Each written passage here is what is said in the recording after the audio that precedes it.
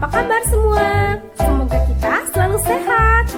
Terima kasih sudah mampir di video ini. Di video kali ini, Kak Nina mau membahas tentang tema lingkunganku, subtema rumahku. Jadi, tonton sampai habis ya.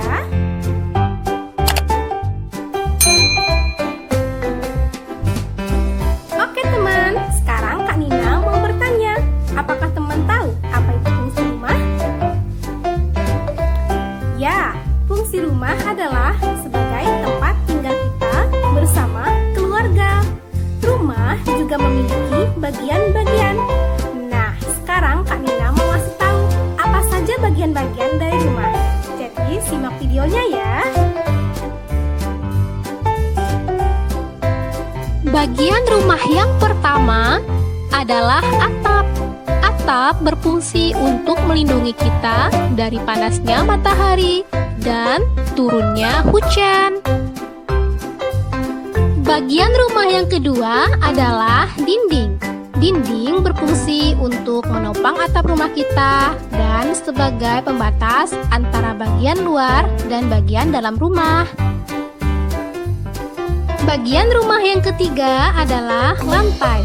Lantai berfungsi sebagai alas ruang. Lantai adalah salah satu bagian dari rumah yang sering kita pijak. Karena lantai adalah tempat berlangsungnya aktivitas kita sehari-hari di rumah. Bagian rumah yang keempat adalah pintu. Pintu berfungsi sebagai tempat keluar masuknya kita.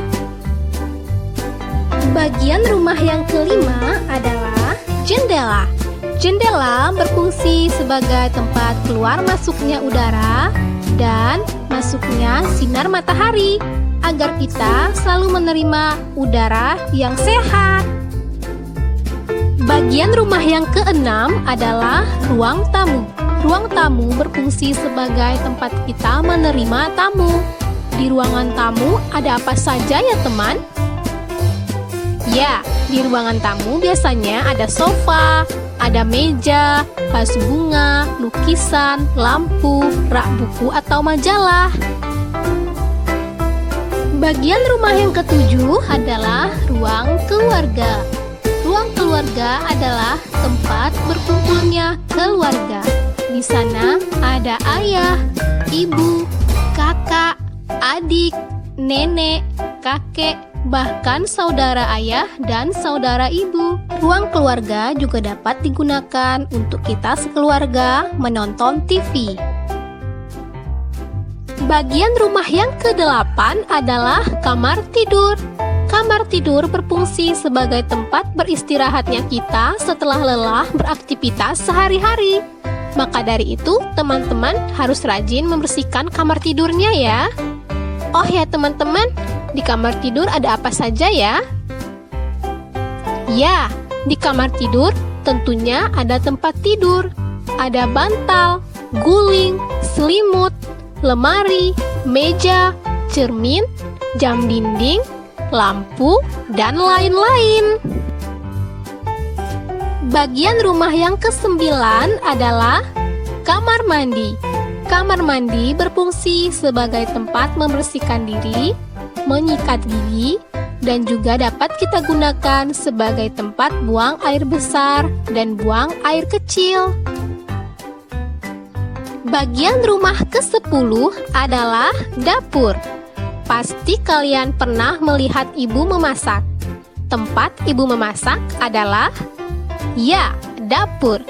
Dapur berfungsi sebagai tempat menyiapkan masakan, menyimpan masakan, dan menyimpan peralatan seperti pisau, garpu, sendok, piring, mangkuk, wajan, panci, spatula, dan lain-lain.